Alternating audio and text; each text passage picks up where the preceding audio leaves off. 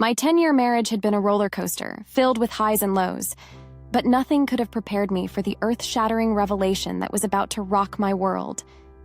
The tension between my husband, John, and me had reached a breaking point. We'd been fighting constantly over the past year, and divorce had seemed like an ever-present specter in our lives. It wasn't just the arguments that were tearing us apart. It was the secrecy and the distrust. I couldn't remember the last time I held John's phone. It was as if he'd built a wall around it, locking me out of a part of his life. I'd chalked it up to him needing space and privacy, something all married couples require from time to time. My trust in him remained intact, or so I thought. One fateful August night, a heated argument pushed us over the edge. The silent treatment between us lasted for an agonizing week. It was during this painful period of estrangement that the unthinkable happened. John had a one-night stand with a woman we'd known for years. He insisted they were just friends, but that didn't stop the burning questions that consumed me. The girl in question, let's call her Sarah, had aspirations of becoming a real estate broker, just like my husband. John told me they met at a bar, and both being intoxicated, ended up in a hotel room, sharing more than just drinks. The gravity of his mistake hit him like a ton of bricks, and he claimed to regret it deeply. Sarah, however, wasn't a typical one-night stand. She had her own set of troubles, mental problems that turned her into a completely different person after their encounter. 2 weeks later, she showed up at my doorstep, unannounced. As if announcing her presence wasn't shocking enough, she cranked up the music in her car to deafening levels, forcing me to confront the harsh reality of John's betrayal. The shrill wails of the music echoed in my ears as I stared at Sarah, her expression a strange mix of defiance and remorse. She didn't need to say a word. Her actions spoke volumes. I was left standing in the doorway, my heart pounding, my mind a whirlwind of emotions. For the first time, doubt crept into my mind. Could I forgive John for what he'd done? The intensity of my anger and pain was unlike anything I'd ever felt. Sarah's intrusive visit had cast a dark shadow over my life, and I couldn't simply turn a blind eye to what had transpired. John, in a panic, had deleted Sarah's number from his phone, attempting to erase her from our lives entirely. But it was too late. The damage was done, and I couldn't unsee the truth. The ultimate question that consumed my thoughts was whether or not forgiveness was even an option in this situation. John, on his part, refused to consider marriage counseling or therapy. He claimed to trust no one but himself, which left me feeling more isolated and confused than ever before. The rift between us grew wider, and I found myself standing at a crossroads with no clear path forward. But the unraveling of our story had only just begun.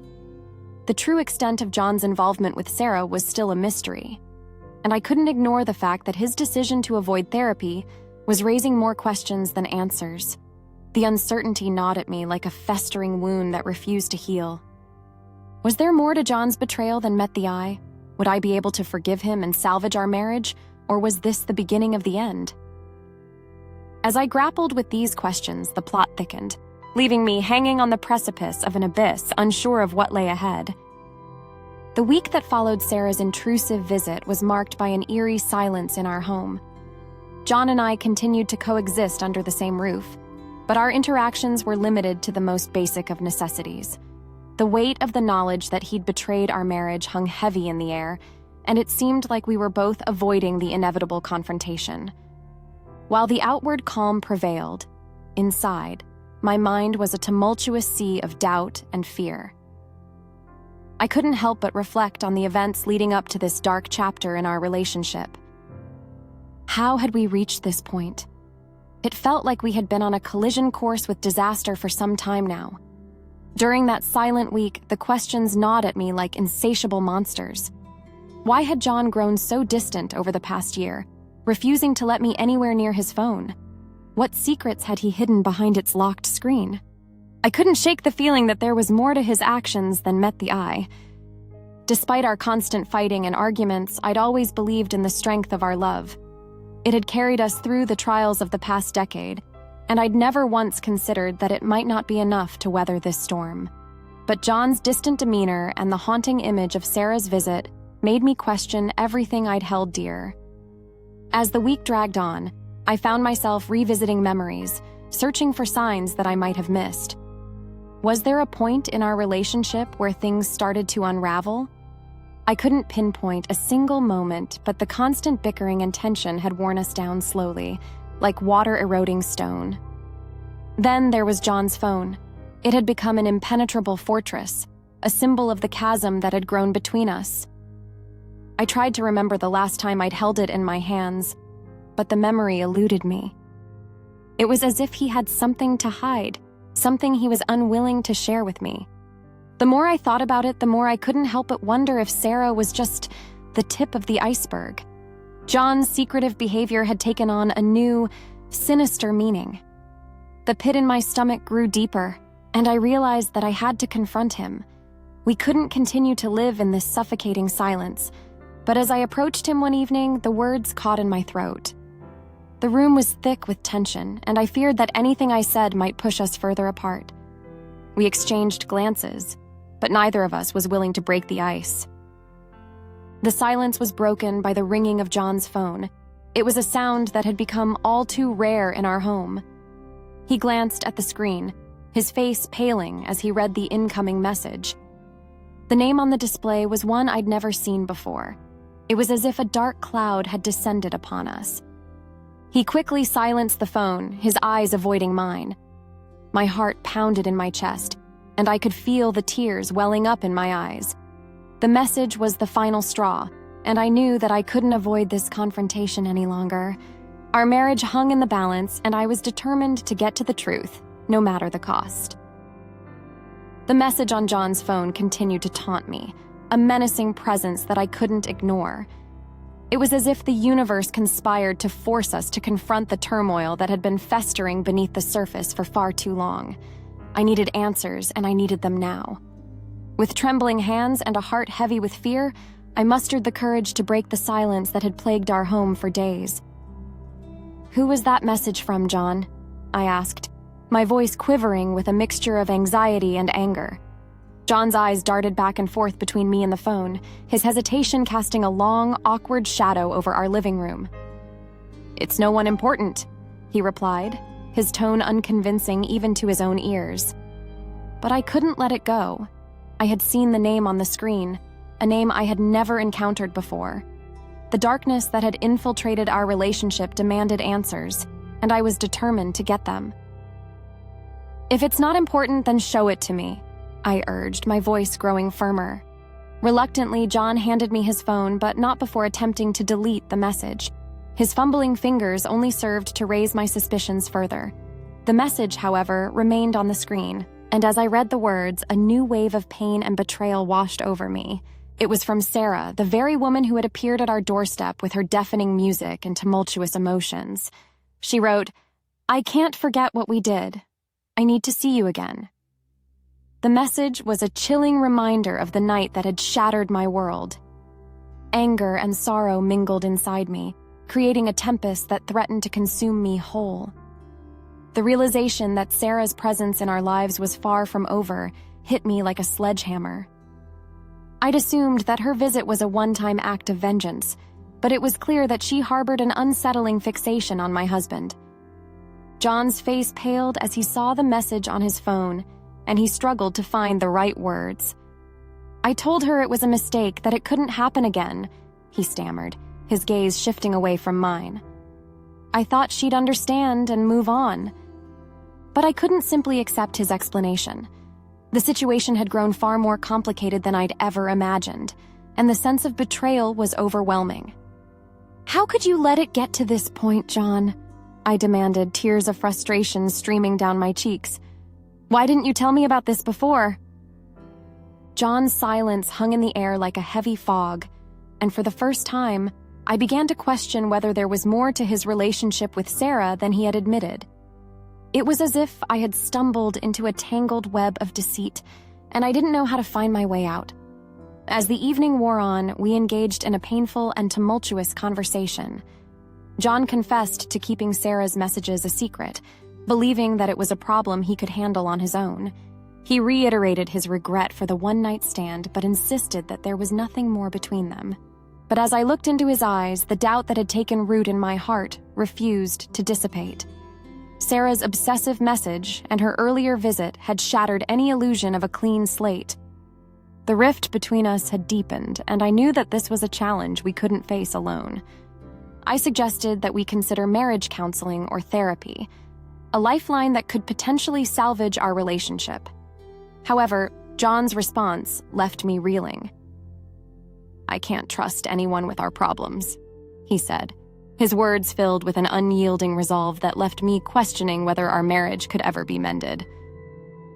The days following my confrontation with John were a blur of emotions, sleepless nights, and relentless uncertainty. The revelation that Sarah continued to cling to our lives like a shadowy specter had left me in a state of profound anguish. I couldn't shake the feeling that there were more layers to this twisted tale yet to be revealed. With the passage of time, my curiosity became an insatiable hunger for the truth. I felt like a detective piecing together a puzzle, determined to uncover every hidden secret. But I couldn't do it alone. The bond between John and me was strained, and I knew that we needed help. My quest for answers led me down a winding path, delving into Sarah's past and trying to make sense of her actions. I had known her for years, and her sudden transformation into a vengeful and obsessive force was a puzzle that plagued my thoughts. The first inkling of something deeper came when I stumbled upon Sarah's social media accounts. The person I once knew was gone, replaced by someone consumed by anger and pain. Her posts were cryptic, laced with bitterness and hints of a troubled past. I reached out to mutual friends and acquaintances, seeking any insight they could provide.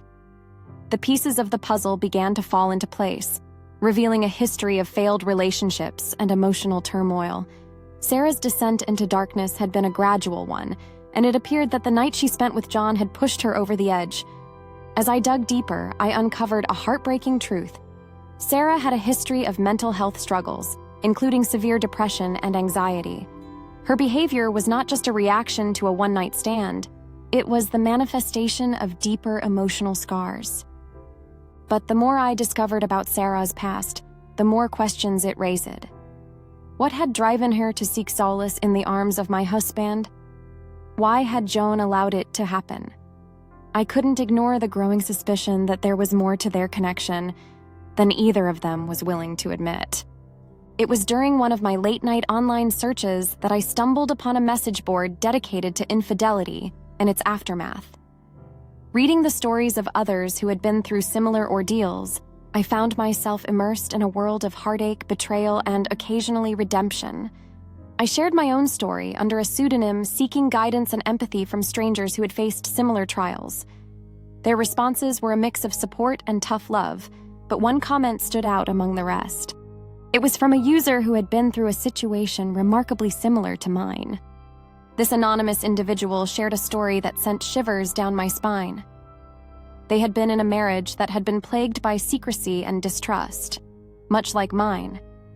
And like me, they had discovered a one-night stand that had spiraled into a nightmare of obsession and fear.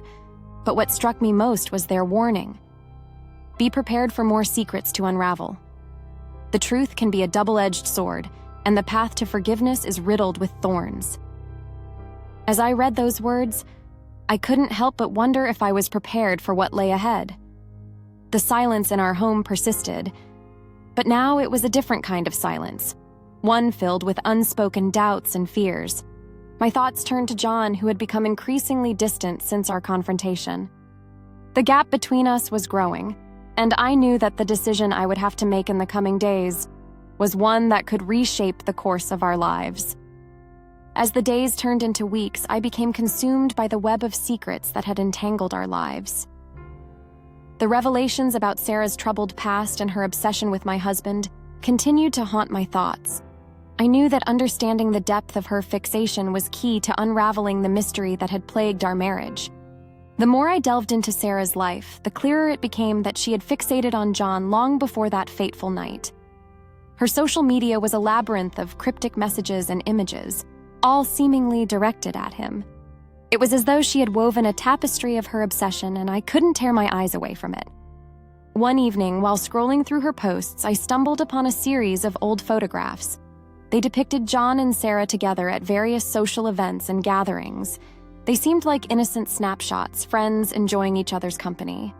But as I scrutinized the pictures, I couldn't shake the feeling that there was something more beneath the surface. The captions that accompanied those photos were equally revealing. They were filled with inside jokes and intimate references that hinted at a connection that extended beyond mere friendship. It was as if Sarah had been laying breadcrumbs for me to follow, taunting me with the truth that had eluded me for so long.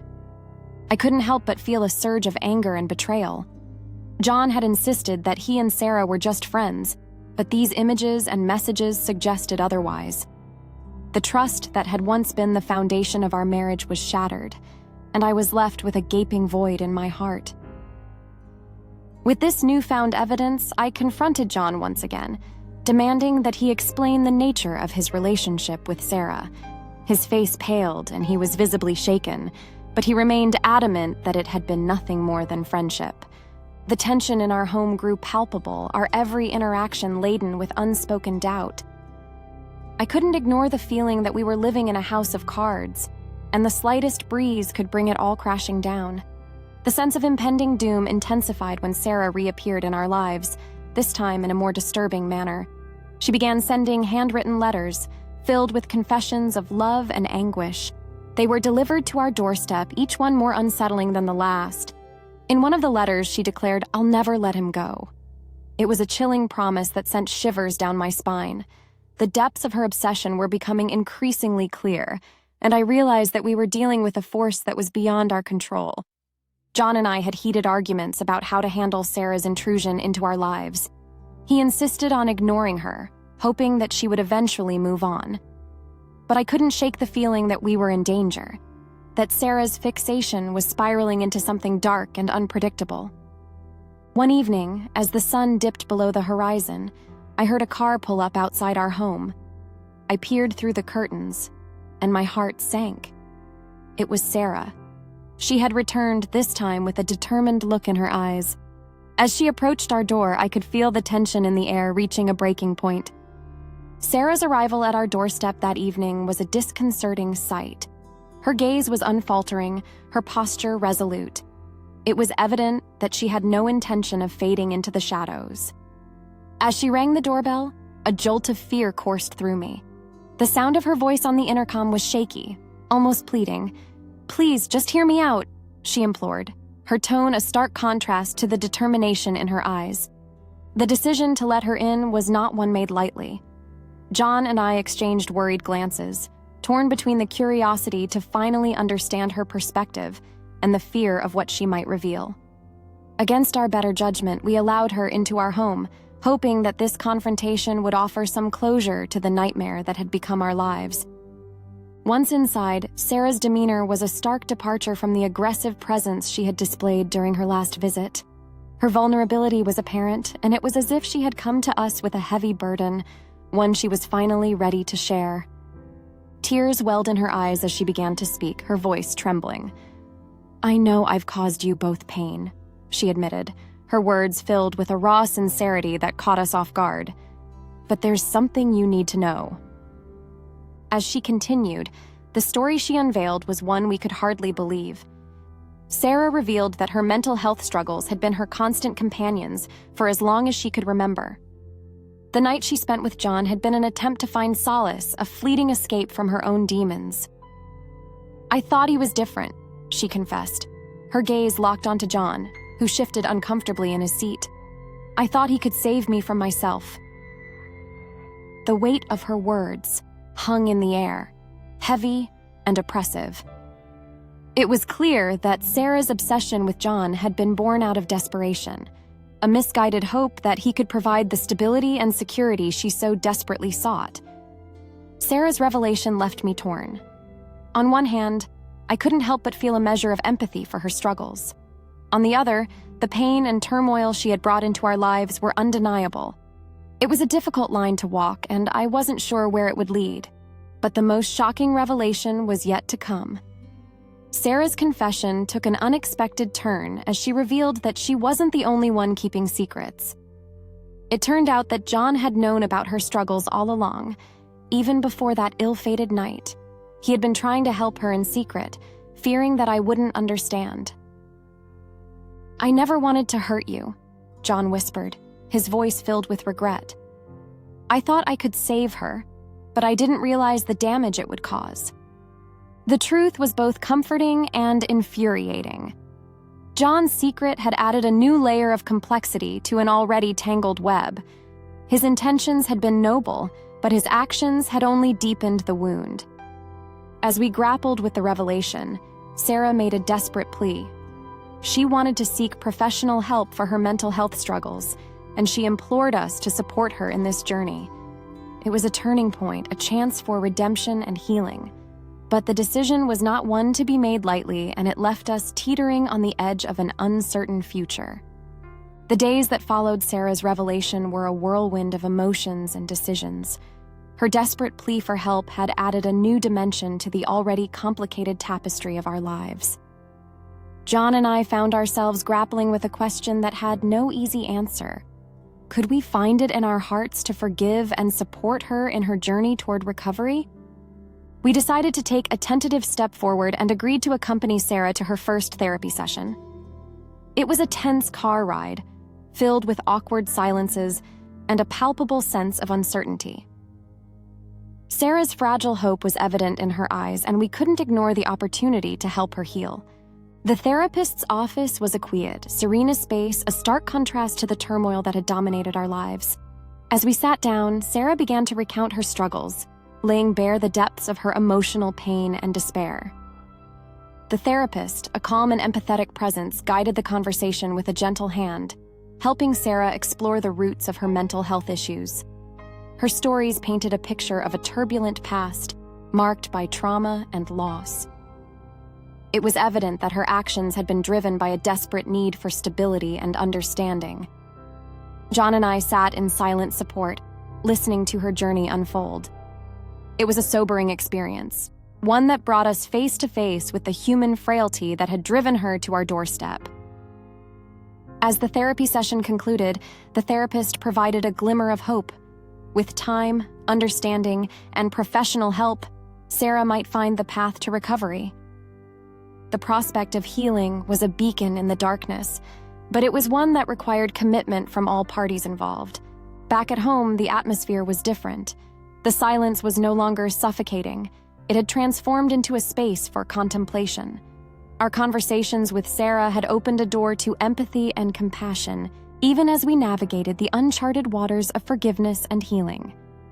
But the truth was still a double-edged sword. John's secret involvement with Sarah had unveiled a crack in our marriage that couldn't be ignored. I couldn't help but question why he hadn't shared the extent of their connection with me before. It was a question that demanded an answer, and our journey toward reconciliation remained fraught with tension and uncertainty.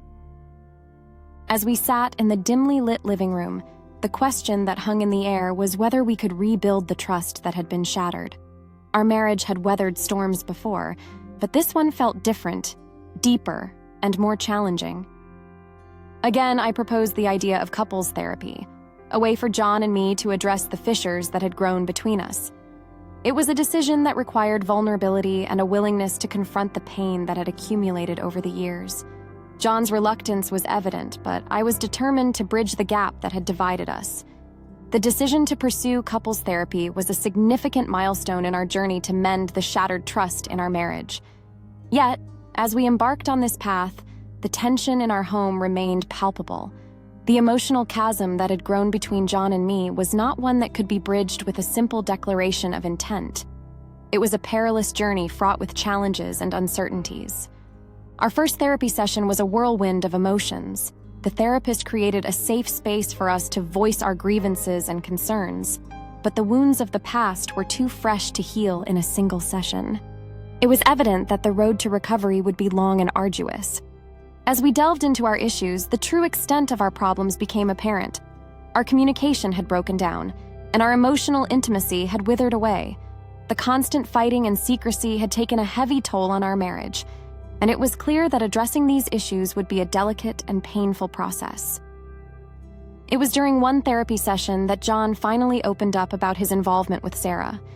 The guilt and regret in his eyes were impossible to ignore as he recounted the events that had transpired. He admitted that he had known about Sarah's struggles and had tried to help her in secret, fearing that I wouldn't understand. The revelation was a double-edged sword. On one hand, I could appreciate the nobility of John's intentions. On the other, it was a harsh reminder of the lack of transparency that had plagued our marriage. The fact that he had hidden such a significant part of his life from me was a bitter pill to swallow.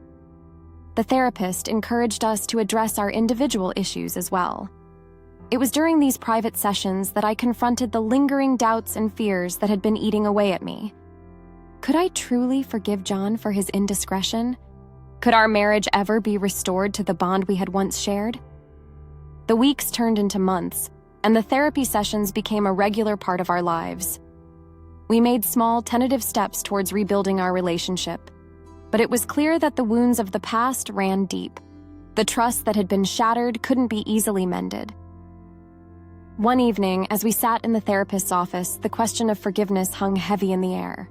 The therapist suggested that we consider a symbolic act of reconciliation, a way to let go of the pain and anger that had festered for so long. It was a risky gamble, but we agreed to it. The therapist guided us through the process, encouraging us to acknowledge our pain and anger and then symbolically release it. As we did, a weight seemed to lift from our hearts, if only for a moment. But the road to forgiveness was fraught with setbacks. Trust had to be painstakingly rebuilt, and the scars of the past would forever be etched in our memories. It was a fragile reconciliation, one that required patience, understanding, and a willingness to confront our own demons.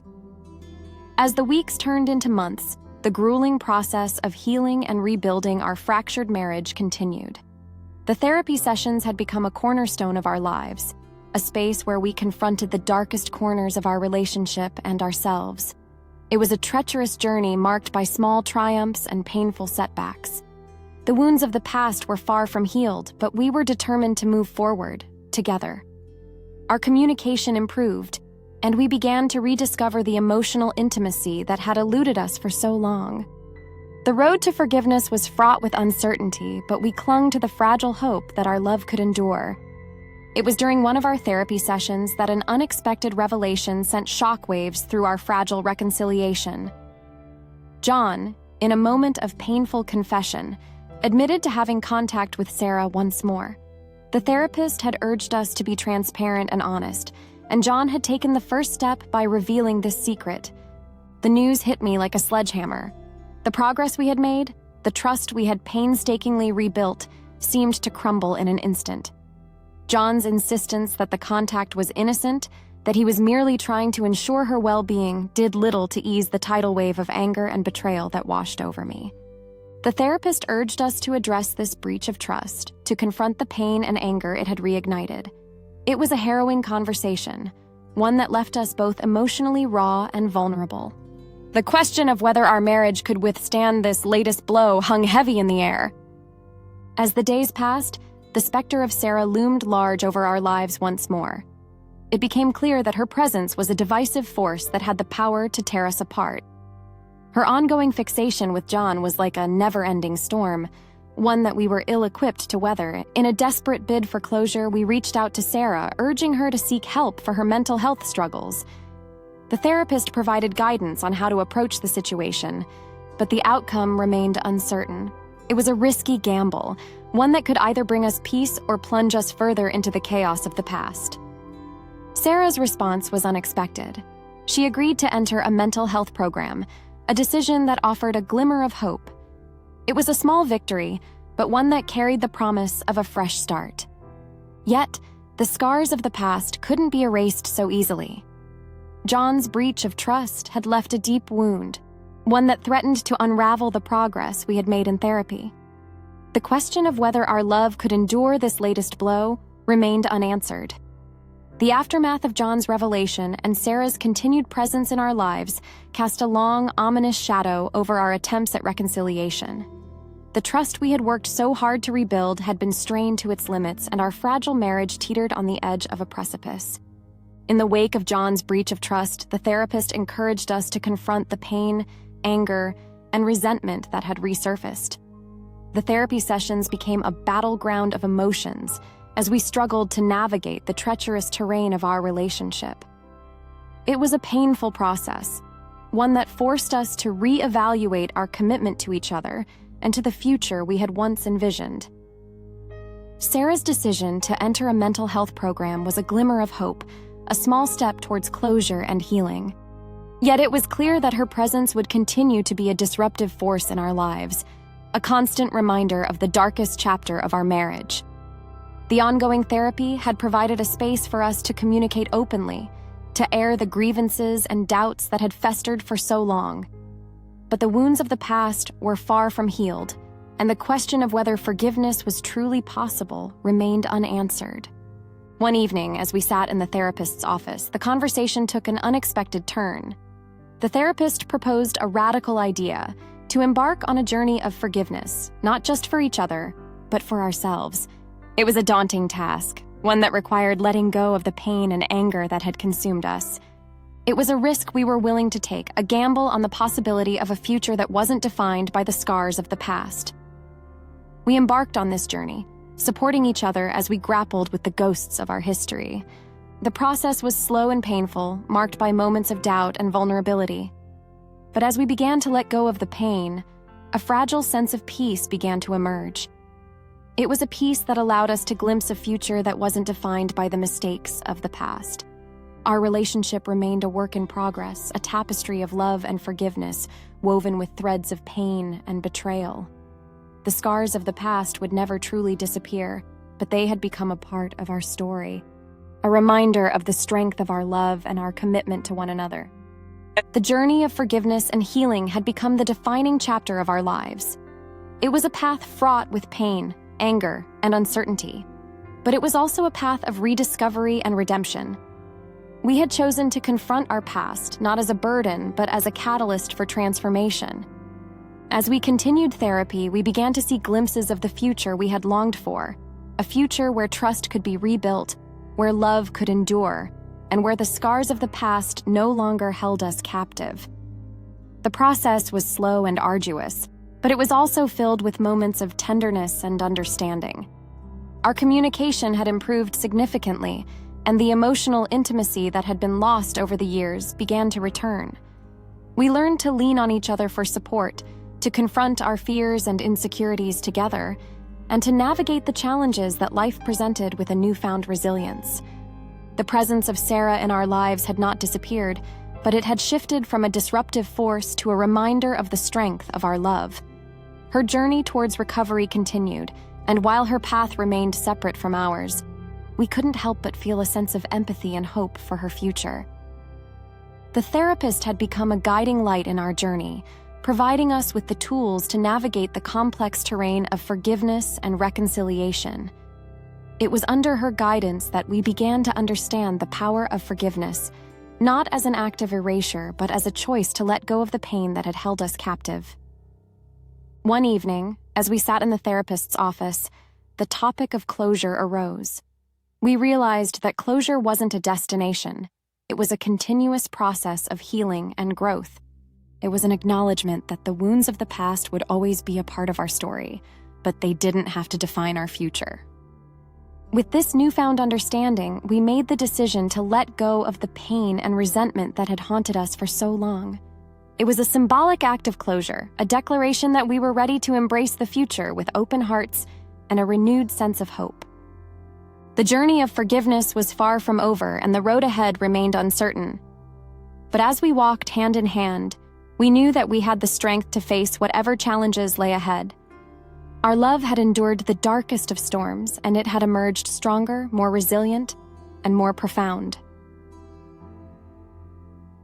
Dear listener, as I reflect on the tumultuous journey of forgiveness, healing, and transformation that my husband and I have embarked upon, I am filled with a profound sense of gratitude and hope.